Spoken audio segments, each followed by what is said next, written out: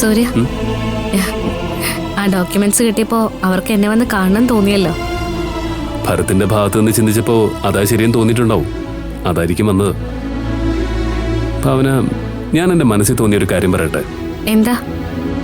താൻ പലർക്കും ചെയ്തിട്ടുള്ള നല്ല കാര്യങ്ങളുടെ പ്രതിഫലവ അപ്രതീക്ഷിതമായി വന്ന ഈ സൗഭാഗ്യം. സത്യം പറഞ്ഞാൽ തന്റെ നല്ല പ്രവൃത്തികൾക്ക് ദൈവം തന്ന പാരിതോഷികം. അതിന് എനിക്കല്ലല്ലോ സൂര്യ, അമ്മയ്ക്കല്ലേ കിട്ടിയത്. ആന്റിയിലൂടെ അങ്ങനൊരു സൗഭാഗ്യം എല്ലാ മക്കൾക്കും വന്നില്ലേ? ഒരിക്കലും പ്രതീക്ഷിക്കാത്ത തരത്തിലുള്ളൊരു ഫിനാൻഷ്യൽ ബാക്ക്ഗ്രൗണ്ടും തനിക്ക് കിട്ടിയില്ലേ? സൂര്യ, എനിക്കിനി എത്രയൊക്കെ ഫിനാൻഷ്യൽ ബാക്ക്ഗ്രൗണ്ട് ഉണ്ടായാലും എനിക്കൊന്നും തോന്നില്ല.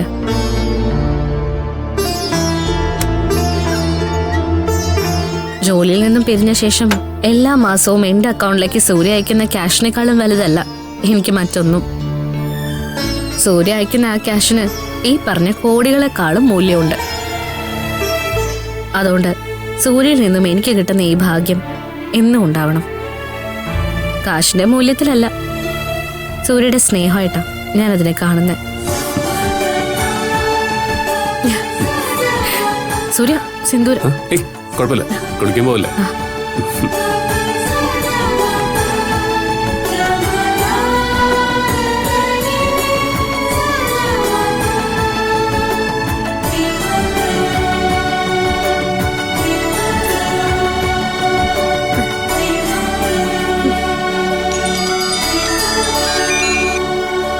ആ മോളെ. അമ്മേ, അമ്മേ, ഭരത്തും ഭാമയും കൂടി ഇവിടെ വന്നിരുന്നു. അതെന്താ? അതെന്തേ രണ്ടുപേരും കൂടെ വന്നേ? കാര്യമുണ്ടമ്മേ. മോഹന മാമൻ ആധാരവും മറ്റും ഭരതന്റെ കയ്യിൽ കൊണ്ടുവന്ന് കൊടുത്തു.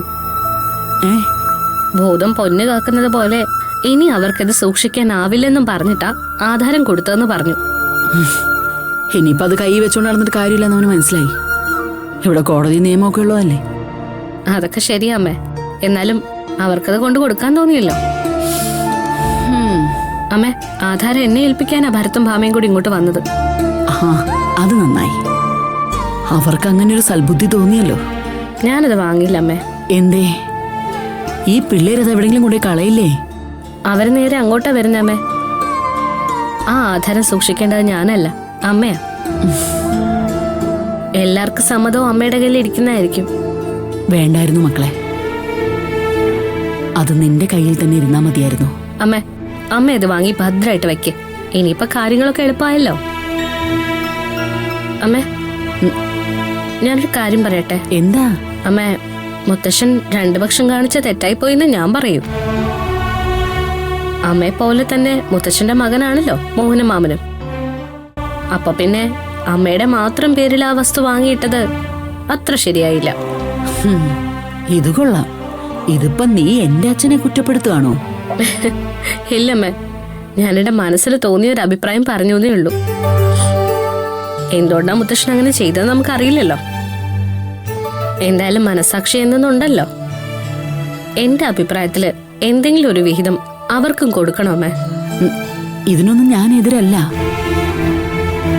ആ വസ്തുവിന്റെ പേരില് എനിക്കിപ്പോ ഉള്ള സമാധാനം പോകാതിരുന്നാ മാത്രം മതി. അമ്മേ, അമ്മയും ഞാനും മാത്രം ഇങ്ങനെ ചിന്തിച്ചിട്ട് കാര്യമില്ലല്ലോ. ഇതൊക്കെ എന്താ വേണ്ടേന്ന് വെച്ചാൽ നീ ആലോചിച്ചിട്ട് നിന്റെ സഹോദരങ്ങളോട് പറഞ്ഞാ മതി. ഭരത്തിന് ഇതേ അഭിപ്രായം തന്നെയാ.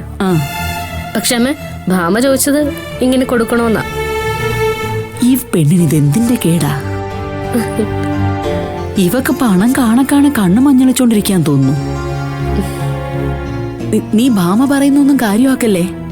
എന്താ വേണ്ടേന്ന് വെച്ചാ നീ ആലോചിച്ച് ചെയ്. ശരി അമ്മേ. ശരി മക്കളെ.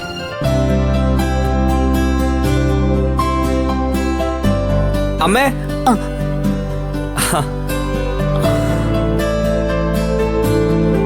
അമ്മേ, ഞങ്ങളിപ്പോ എവിടെന്നാ വരുന്നറിയോ? എനിക്കെങ്ങനെ അറിയാം? നീ പറഞ്ഞാലല്ലേ അറിയാൻ പറ്റൂ. എന്തിനാണ് വെറുതെ സസ്പെൻസ് ഇടുന്നേ? ഭാവനച്ചി എപ്പോഴേ അമ്മ വിളിച്ച് പറഞ്ഞു കാണും. അപ്പൊ നിനക്ക് ബുദ്ധിയുണ്ട്.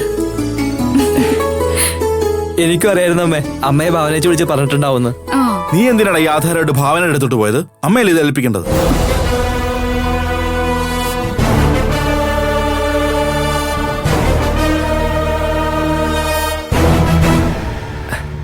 ഏതൊരു കാര്യം ഭാവനേച്ചിയോടാണല്ലോ ഏട്ടാ ആദ്യം നമ്മൾ പറയുന്നത്.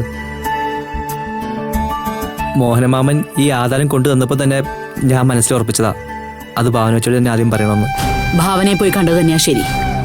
ഇതൊക്കെ കൈകാര്യം ചെയ്യാൻ അവളെ കൊണ്ടേ പറ്റൂ. ഈ ആധാരം തന്നിട്ട് മോഹനമാമൻ വേറൊന്നും പറഞ്ഞില്ലേ ഭർത്തെ? പറഞ്ഞു വായിച്ചി, അവർക്ക് എന്തെങ്കിലുമൊക്കെ വീതം കിട്ടണമെന്ന് ആഗ്രഹിക്കുന്നുണ്ട്. അതൊക്കെ എങ്ങ് മനസ്സിൽ വെച്ചിരുന്നാ മതി. ഇത്രയും കാലം ഈ വിവരം രഹസ്യമായിട്ട് വെച്ചതിന് 10 പൈസ കൊടുക്കരുതെന്ന് ഞാൻ പറയുന്നു. എന്റെ അഭിപ്രായം അത് തന്നെയാട്ടാ. എല്ലാരും കൂടി നല്ലതുപോലെ ആലോചിച്ച് തീരുമാനിക്കുന്നതാ നല്ലത്. കഴിയുന്നതും ഒരു വഴക്കിനും പ്രശ്നത്തിനും ഇനി ആരും പോണ്ട. എന്തായാലും നമുക്ക് ഭാവനയോടും സൂര്യയോടും കൂടി ആലോചിച്ചിട്ട് ഒരു തീരുമാനം എടുക്കാം.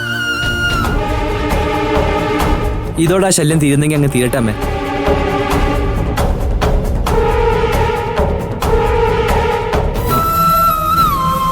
ബാനു, നിനക്കെന്തെങ്കിലും അഭിപ്രായം പറയാണ്ടെങ്കിൽ പറയാം.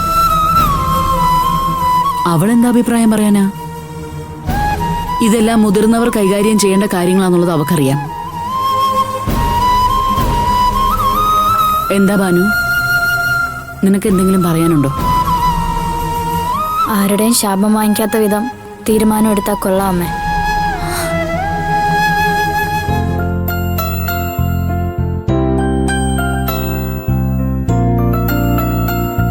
കണ്ടോ അമ്മേ, അവള് ഒറ്റ വാക്കി തന്നെ പറയാനുള്ളത് പറഞ്ഞു. ഇപ്പോഴും അവർക്ക് അവരോട് അനുകമ്പയാന്ന് തോന്നുന്നു.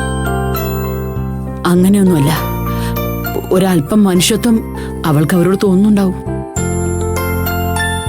എനിക്കെന്തോ അവർക്കൊന്നും കൊടുക്കുന്നതിനോട് യോജിപ്പില്ല.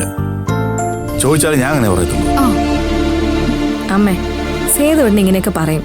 അമ്മ ഭാവന പറയുന്ന പോലെ ചെയ്താൽ മതി. അമ്മേ, ആദ്യം ഇതുകൊണ്ട് അമ്മ ഭദ്രമായിട്ട് വയ്ക്ക്.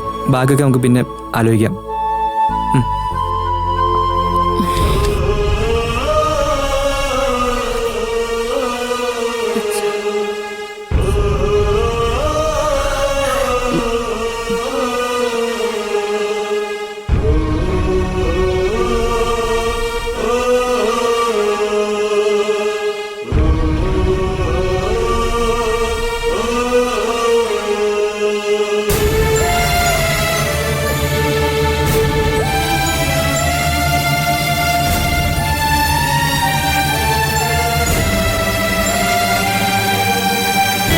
ഈ ചൂടിൽ തന്നെ നമുക്ക് ഭാനുവിന് പറ്റിയൊരു പയ്യനെ കണ്ടെത്തണം സൂര്യ.